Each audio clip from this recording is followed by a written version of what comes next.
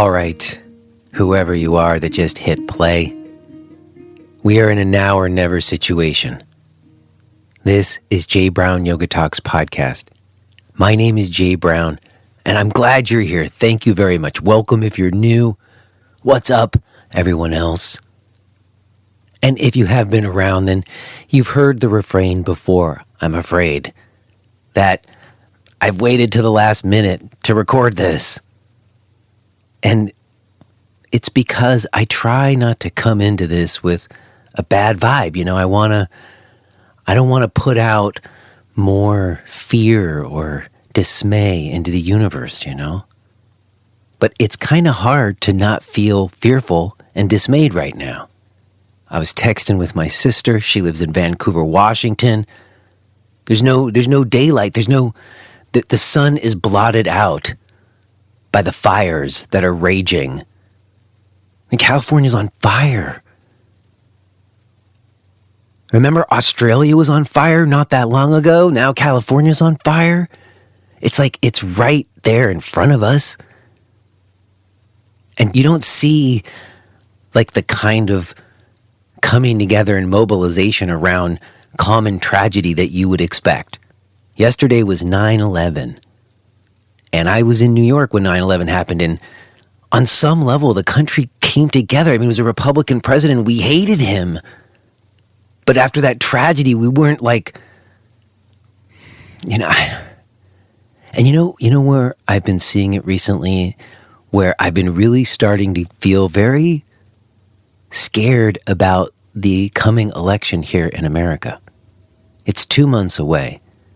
And one of the reasons why I've been increasingly more worried about it is because of what I'm seeing in my own neighborhood.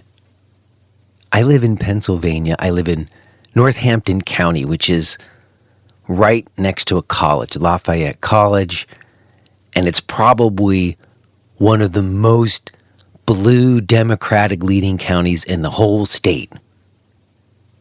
And over the last few weeks, I've watched more and more houses putting out Biden-Harris lawn signs.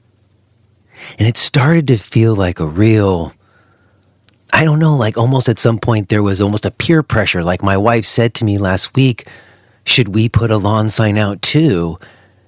And I just immediately had like an intuitive repulsion. I was like, no fucking way, we're not putting a lawn sign out.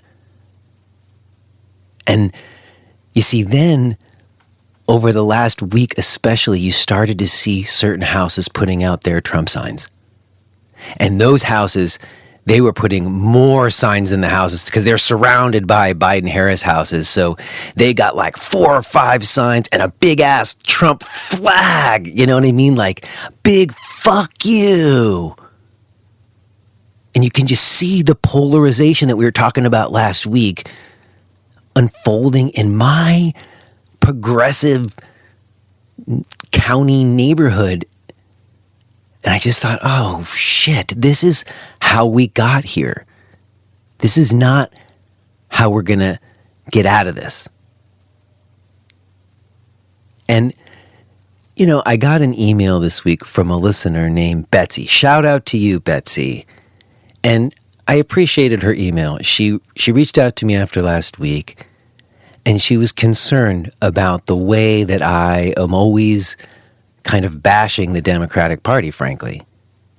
She was concerned that when I express such, I don't know, skepticism, and when I talk about it in ways like, oh, it all sucks so bad, like I kind of am right now, she feels like that's going to help Donald Trump get elected. And that the most important thing that has to happen right now is we have to get him out of office. And you know what? I agree with you, Betsy. I agree with Betsy. Listen, I'm going to vote for Biden. I'm going to vote for Biden. And I think everybody out there should vote for him too, because I actually do think that getting him out of office is the baseline that we need. Otherwise, it seems like we might see democracy slip into authoritarianism full blown. But that's the baseline. That's the baseline. And I think it was, I heard in an interview, Cornel West said, I will vote for Joe Biden, but I will not lie for him. And I said, yes, that's how I feel. Like, I'm going to vote for him because it's the only choice I have other than this president getting reelected, which I think would be an utter disaster, worse than the disaster that his presidency has been. But there's nothing on the table. You know, California's burning, but is there a Green New Deal on the platform? No. People are losing their jobs and their health care, and the pandemic is carrying on so much longer than any of us could have imagined. We're under this incredible trauma and strain. And is there Medicare for all on the table? No. Are they passing any relief for people right now? No. So they're not really offering anything other than the baseline that will prevent utter disaster. And I'm going to vote for it. Betsy, I'm going to vote for it. Everybody should vote for him. But it is why we got this president. Because you can't just give us the image that we want to see and the words that we want to hear, but not follow through, because it has to challenge the power structures. It has to actually challenge the money. It's the money, obviously. So I'm sorry. I didn't want to come at you all like this. I try not to do this. I've been talking about liminal spaces and trying to do emotional healing around here. But shit is fucked up, you know? So that's what it is. That's where we're at. And I do agree with Betsy that we need to do everything we can to get this guy out. We gotta vote. We gotta hope that it works. That the institutions, as I remember saying back when, will hold on some level. That there will be a peaceful transfer of power. Isn't that what defines us as being like a civilized nation, that we do that? Which it seems up in question on some level. But we all have to make the effort that we can to at least try to stop the bleeding. But Betsy, I'm sorry, it's hard to feel excited about it. It doesn't feel like there's a lot to feel excited about. It's just like fight or flight. You know, my sympathetic nervous system is in complete arrest. That's not celebratory. It's not something I'm like feeling hopeful and celebratory about. It's just like, we have to do this to survive. But we are on the same team. We're on the same team. We believe in equality and diversity and humanity, you know? And civilized discourse. I believe that me and Betsy both want that. So let's try to keep it together. And yes, let's do whatever we can. Go vote. Vote early. You know, I'm going to go vote in person. I don't want to deal with what my mind goes when I think about mail-in voting and all the shit that they say about it. I'm going to go vote in person. So, yeah, go vote. Let's hope it works. All right, sorry again. Sorry about all that. Just, it's late, and I guess I had to get all that out. And for those of you who've been paying attention to these ramblings, I didn't find out about the mortgage refinance this week like I thought I was going to. They're all backed up in underwriting, apparently. So it's not that I got bad news and I'm just like in a bad mood and like venting. It's not because of that, because I still don't know. And, oh my God, there's like a full-on update about the kids in school. Oh my God, we had the first week of school, but I won't do that here. I'll do the kid update on the other side. If you want to tune in on the other side of today's conversation, you can hear about what's going on with that, which is a whole other story. But it's just, you know, the challenges persist, my friends, and I'm sure many of you have your own set of challenges and are, you know, up against the same stuff. So, there it is. And, you know, it is quite relevant to today's conversation with Dr. Monea Tamara. And Dr. Monea and I have a mutual friend in Chelsea. Shout out to you, Chelsea. And I had been thinking about wanting to have a conversation about anti-racism and what that looked like and what it meant, like in a tangible way in my own sensibilities, in my own life. And Chelsea mentioned to me that Dr. Monea had listened to the show before, so I felt, I think, a little bit of license to just let it all go and have as a direct and honest conversation with her as I could. And she totally came to bat, and I really appreciated just this opportunity to have this kind of candid conversation about difficult stuff. So I was grateful to make this connection with Dr. Monea. I'm very glad that you're going to get to hear it today. Real quick before we do, let me mention that this episode is brought to you in support by podcast premium subscribers like Marie-Helene Gouchard and Lisa Napolitano. Shout out to Marie-Helene and Lisa. And just thanks to all of you who have become podcast premium subscribers. Not only do you get full access to the archives, but it's also a way to really help support and sustain this show. We are so grateful to you for doing that. And just to mention, it is a choose your rate. If you can't afford it and there was like an old episode that you really wished you could listen to, if you reach out to us, we'll totally hook you up. But it makes a difference, and we're grateful to everyone who can do it. Also, I want to mention that I've been having some pretty fantastic live stream classes. I've been really working off of that stuff I was talking about with Max Strom and T.S. Little and exploring some new things in my practice. And those of you who've been coming to those classes, I know a lot of you listen to the show as well. I just want to mention that there are weekly live stream classes. I know I'm kind of freaking out in this intro, but the practice space has been very fruitful these days. And if you are out there and you wanted to explore some practice with me, there is an opportunity to do that by subscribing to my weekly live stream classes.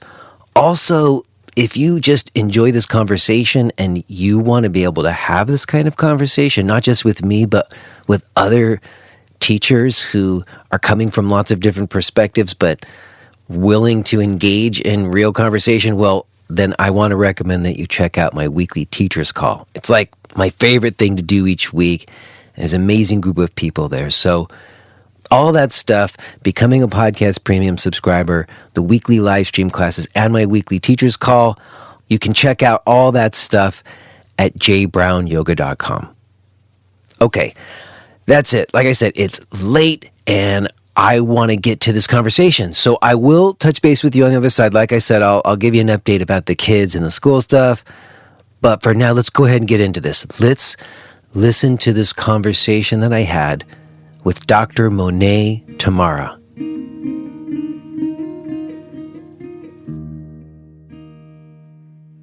Hello. Hi, how are you? I'm good. Hello. Forgive me, I don't know how to pronounce your first name. Is it Monea? Monea. Monea, forgive me. Hi, Yes. Monea. Hi, Jay. How much fun that we get to talk. I know, super exciting. And we have a mutual friend in Chelsea, and we're both residents here in Pennsylvania, I understand. That's right. Yes, I'm in York, Pennsylvania.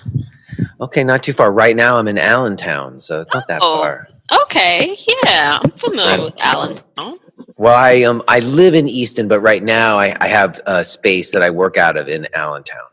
Oh, okay. Because you can get really cheap rent in Allentown like you can't get in Easton. Oh, yeah, okay, that makes sense. And where's Easton? I'm not sure I know where that is. Easton is right, it's like the first town on the other side of the Delaware River. Like you've got Phillipsburg, New Jersey, and then as soon as you go over the Delaware into Pennsylvania, it's Easton. Oh, okay. I gotcha. Yeah. But I understand are you settled in? Are you in a good place to chat, or do you need a minute to settle down or anything? I usually ask before I launch into stuff with people. No, are you recording us already though? I am recording. I don't think we've said anything that we need to be concerned about, but that's usually what I do is just come on. And actually, Yeah. I usually hear a little bit earlier. I would normally have been here before you, but I was like engrossed in reading stuff, getting ready to talk to you. Oh, very cool. Yeah, I'm ready to talk, Jay. I'm ready. I've been looking forward to it. So I am here, I am present, and I'm ready. Oh, very cool. Well, first, just to get to know you some, we don't know each other at all. We just have this mutual friend in Chelsea. And I was glad she reached out about it because it's certainly something that, I've had conversations about institutional racism and white privilege on the show before, even before the pandemic hit and before there was Black Lives Matters protests in the streets of late. And I certainly felt like, I don't know, that conversation wasn't done, at least not for me. Yeah. Even in terms of like, what does it mean in my own life to take in the things that I'm reading and hearing, Just recently, I have something fresh that we can talk about later today, like an instance where I'm wondering if this is a moment for me to like give up my own power, as they say, But before we get that deep into it, see, I jumped straight there because I was reading stuff right before we started talking. I feel like I want to get to know you a little bit. I know you live here in Pennsylvania, but you've only been here for a few years like me. Like you only been here for like 3 years, I read. Is that right? Yeah. So I go by Dr. Monea, and I'm actually from DC. So I grew up in DC, and this was DC pre-gentrification time. So I went there, and then I went to college. I went away to college to Washington and Lee University, and that was in Lexington, Virginia. And that was when I had very vivid, very just hard confrontations with racism. But coincidentally, well, not coincidentally, that was also the same time that I found my yoga practice. And so I have been practicing yoga and studying racial justice. And I've been involved in both of those arenas for a very long time. And I moved around a bit. So I've also lived in Northern Virginia. I've lived up in the Poconos, in Wilkes-Barre. That's actually where I did my 200-hour training. And now I live in York County, which is just an hour and a half outside of DC. So for my 300-hour, I was able to go home to DC and train under Faith Hunter, who is a yoga teacher that I've known for a very long time. When she opened her first studio, I used to sit at the front desk for her. So that was years ago. Okay. So it was my dream to study under her. And so that's where I'm at right now. Well, now we live in Pennsylvania, a very crucial electoral state. Right? Yeah. And actually, when I first moved to York, it was in 2016. And so the school right up the street from me, they made national news because the students were walking around parading white power. Ooh. And so it was a very, very racially intense time. And that's why I decided to get into this work in Pennsylvania. That really motivated me to really get into this work. And it was at a yoga studio. I was just outraged. And I asked, one of the yoga students, I said, so what is being done about racism here? And she said, do you know this person? And who was another person involved in racial justice. I did not know that person, but she sat down with me, and that just got the ball rolling. And I started working part-time, which I still do, at YWCA York. And the mission, I don't know if you know about YWCA, but the mission is eliminating racism, empowering women. And when I went on the interview, I just mentioned, I'm also a yoga teacher. And so I want to fuse mindfulness into my approach. And they were like, really? Well, we just hired a mindful education coordinator, and we are striving to be a mindful organization. And so it just kind of worked out. I was very easily able to fuse racial justice, yoga, as well as motherhood, because that's a very important part of my platform as well, into the work that I do in the community. And, outside of the work I do at YWCA York, within York County, I also have my own business. And so I do racial equity trainings for many different studios. Like I worked with a studio right now in Georgia and another one in LA. And just last night, I was working with someone in Colorado. So it's been nice to be able to use Zoom and all the technology that we have to train studios on like, what does it mean to, be anti-racist, and what does it mean to show up authentically in the work, within studios, but then also in personal relationships and our lives outside of the studios. So it's been very rewarding, Jay. And that's how I met Chelsea. Because she attended one of my workshops. And then she mentioned that she knew you, and I was like, "No, I've been listening to his podcast. Introduce me." And so Nice. that's kind of how, kind of how it works. Yeah. Well, I was just thinking because as I said, moved to Easton from Brooklyn in 2017, and Easton's a pretty, I guess, more left-leaning town. It's got the college here, Lafayette College is here, so it's a kind of a college town, and it's a bit of like a blue beacon. But if you drive, 15, 20 minutes in any direction, it's a different story in Pennsylvania, generally speaking. What do you mean? Like which way? Like in terms of racial disparities, or? I mean, just in terms of political alignment, and I maybe I shouldn't do that. Maybe I'm associating certain political alignments with racism because I think there is potentially some political alignments that are racist. Oh yeah. I mean, I would be courageous, and I will say that absolutely. Especially, right now, what I'm seeing in York, Pennsylvania. It's become very divided, even over something like COVID-19. So what I'm seeing is, and this is how it becomes political, because there are certain people here, business owners, who are very clear about where they stand politically. They post it on billboards. So this isn't like, any type of covert thing. It's very overt. So everyone's well aware. So some of those businesses decided to open prematurely before the governor said it was okay, because the governor is Democrat and they had a problem with it. One business opened prematurely, and in front of the business, they had a sign that said like "Kill the Democrats." So it's very, very, and it's like I said, it's not one of those subtle things that you're kind of, I wonder what side that. It's pretty blatant and it's out there, and and to me, that's actually, it's good and bad. But in terms of being able to protect me and my family, I like when people are pretty out there, because I know to stay away from them. They are not people that I want to be aligned with, because it's not safe. And, so that's how it is. So it's very political right now in Pennsylvania. And I'm kind of buffering because, like I said, when I moved here, it was 2016.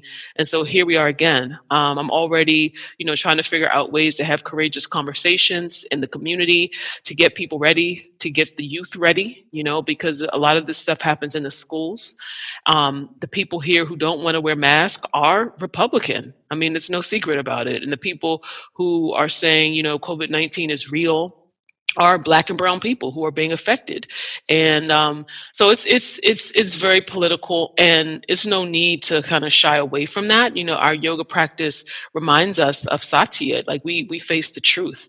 And so the truth right now is that it's very racially segregated here and very politically segregated as well. So it is what it is. I appreciate that. And I think you're right. And I think you've heard the show before. So, even before the pandemic, I did have some conversation about racism in our country, institutional racism, systemic racism.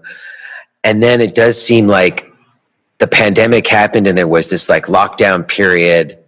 And then there was that George Floyd video, and there was a real explosion in the streets. Mm-hmm. And I think that certainly has translated into all kinds of what I would call, bottom up work. Like me having a conversation with my father-in-law about it, that kind of thing. where like he says something dumb about it, and and I'm the only one in the room who has the guts to say, actually, I think what you said is wrong, and have that hard conversation. Yeah, I mean, and that's actually, I did a workshop 2 weeks ago for the yoga community, and it was called "How to Have Courageous Conversations with Friends and Family," and it was for white people.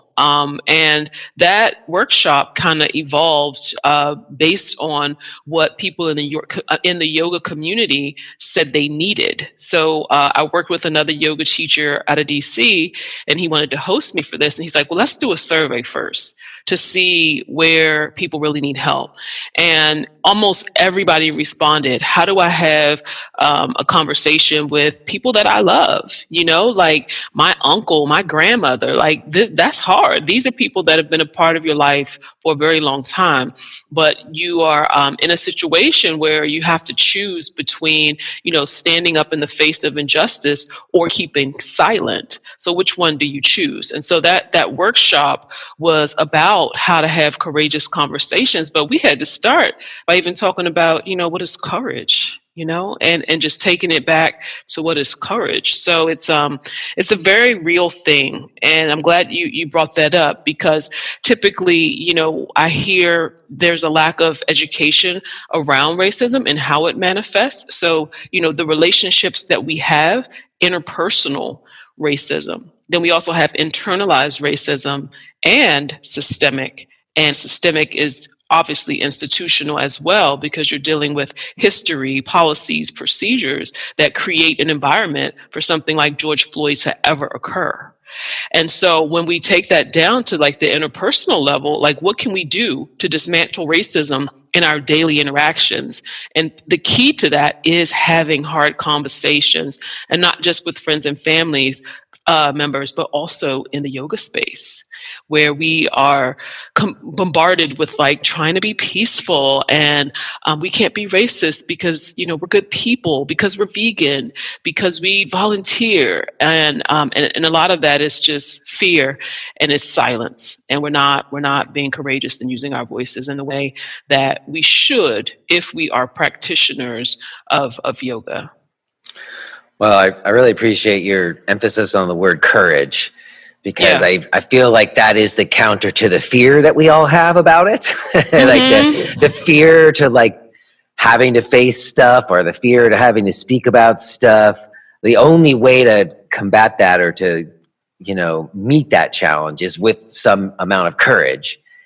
And I do think that I feel like that personal work, that interpersonal dismantling of those dynamics and how you relate to people, that does certainly seem to me to be where a lot of the people I know feel like, oh, well, this is where I can do some work, to, like you say, help dismantle these dynamics, at least in my own immediate spheres and experience. Yeah. I mean, I agree. And I think that there's a big misconception also about what it means to have a courageous conversation, because typically people are either like silent, like, there's a racist joke or there's a microaggression and they say nothing, or they're on the opposite side of the spectrum where they're extremely loud and they're arguing, and it's a debate, and it's going back and forth, but it's ineffective. And so how do you get to a place where you can model anti-racism?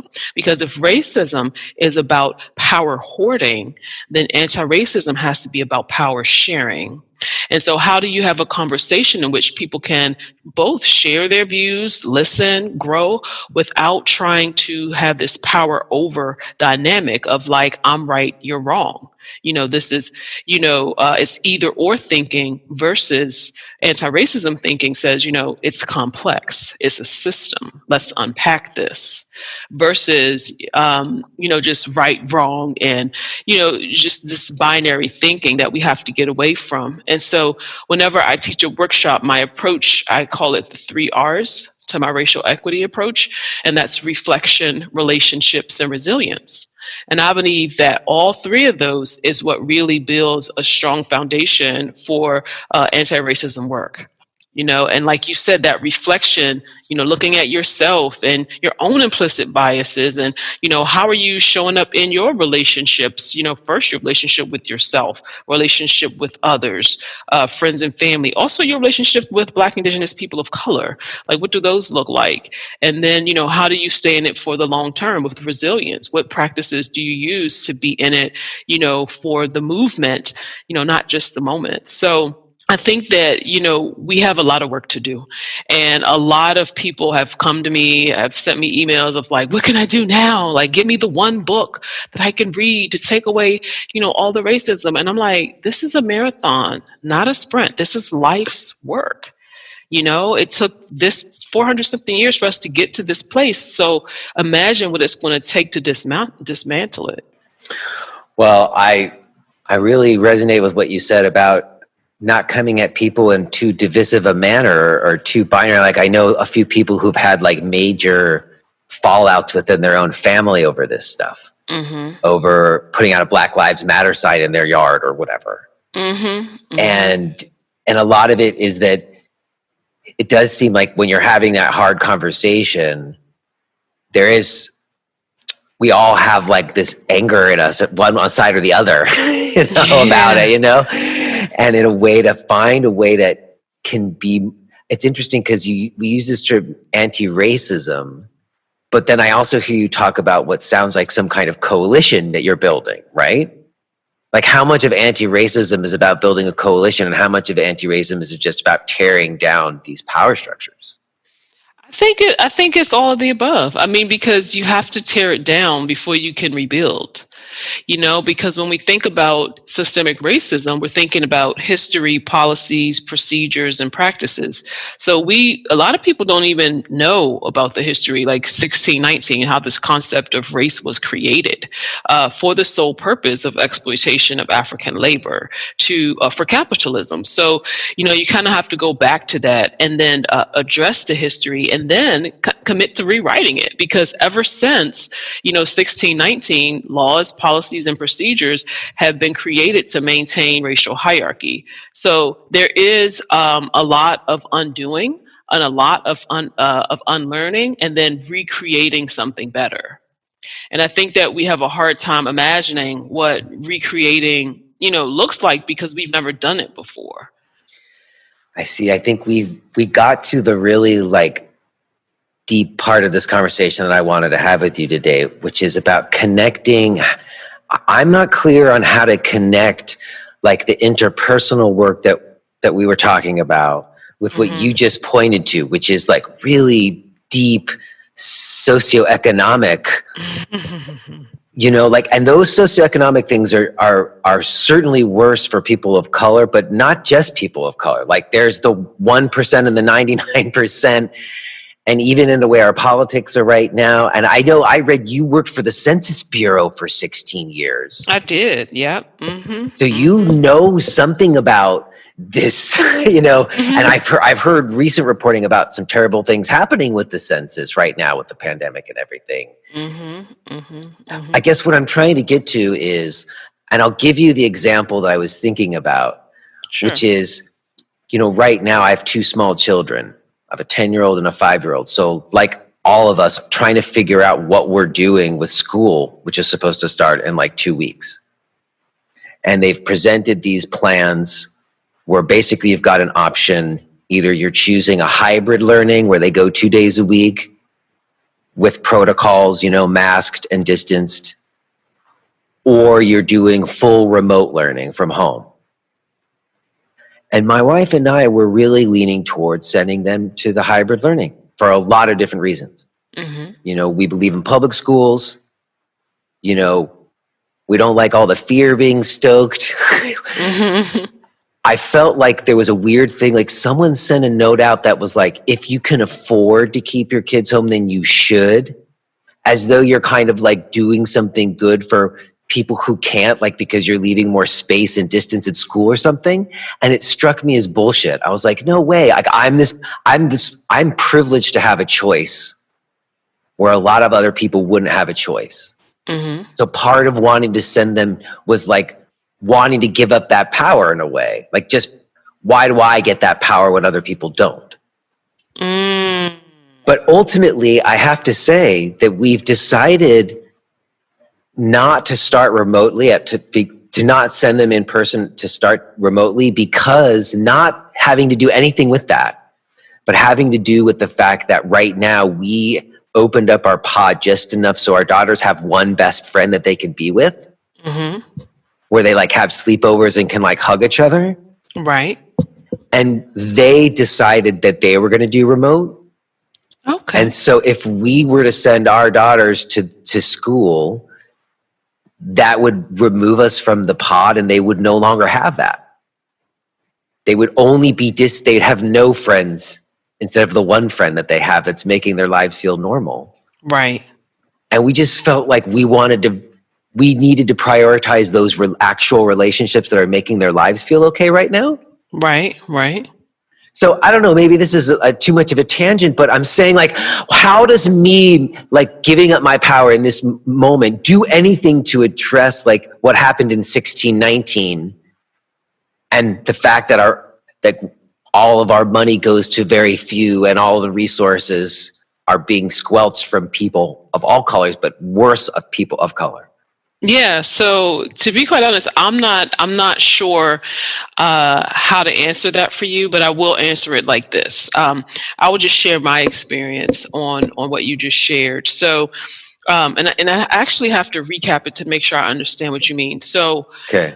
giving away your power, you are saying that you would feel like you're giving away your power if you send them or by not sending them. I think that I am in a privileged place to have a choice. Okay. I So got giving up my power would be to say, well, no, they should go just like they should. If all those children of color are at risk, so my children would be too. Oh, I got you. I see where you're coming from. Okay. But So, I don't know that does anything to help save Black lives. I don't know that does anything to help defund the police. You know what I'm saying? Like, I don't see where like the personal work of not just having a conversation with my father-in-law, but whether or not I'm putting my kids back into school is in any way going to address the real issues that we're facing. Okay. So the way I look at it is like this. So what you described, you have a desire to somehow do something right now as it pertains to your children's education to dismantle racism.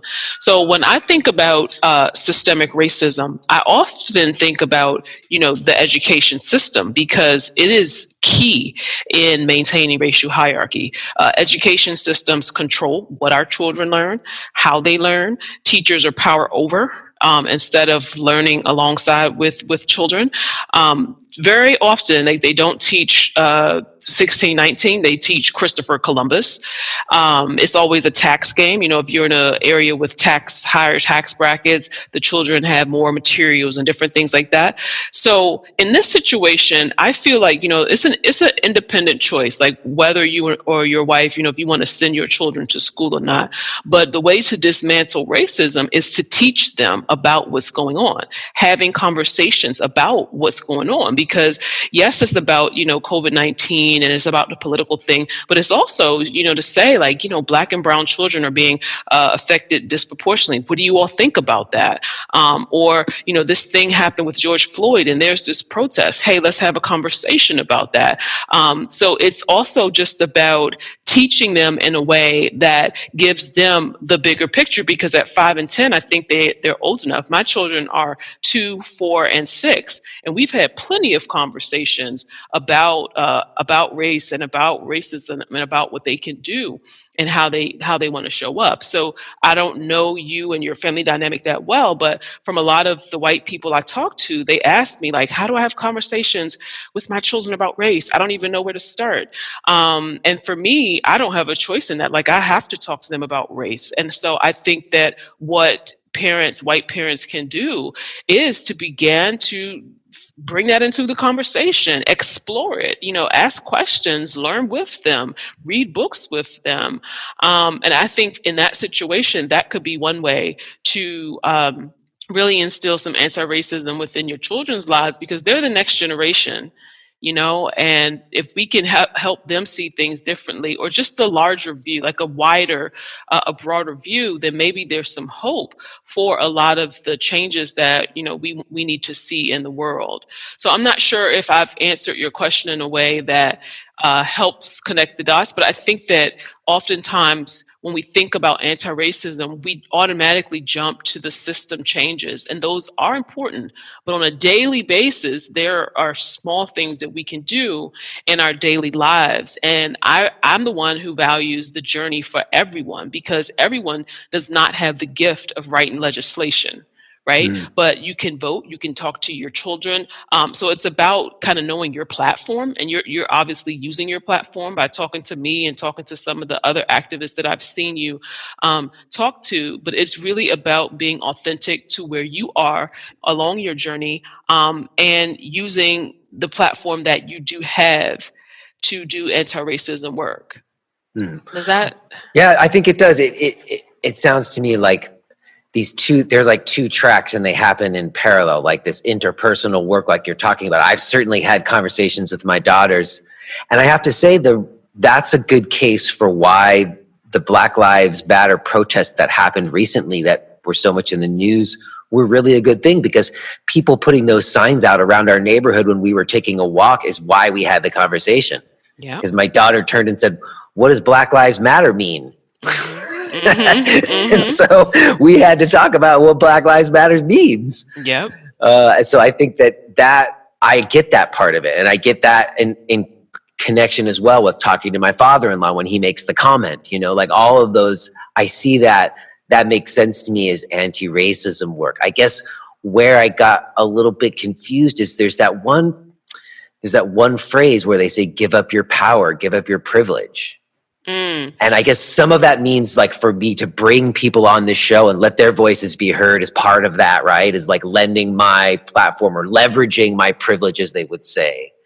But I guess there is maybe a difference between like the work you do to try to combat systemic racism on like a larger policy level or something systemic level, and then the work you do of talking to your kids. Right. And, it's one of those things, because actually just today I did a workshop on how to be an ally. And like I said, I used the 3 R's. So when we're talking about reflection, I was encouraging white allies to, accept that they have privilege, and like, how can they use some of the privilege and power in this work? Because the thing about it is, if you are, a CEO of a company, or you're in a leadership role, you have some power, right? You might have some privilege, just by, being a white male or something like that. So how can you use that to elevate voices who are not there?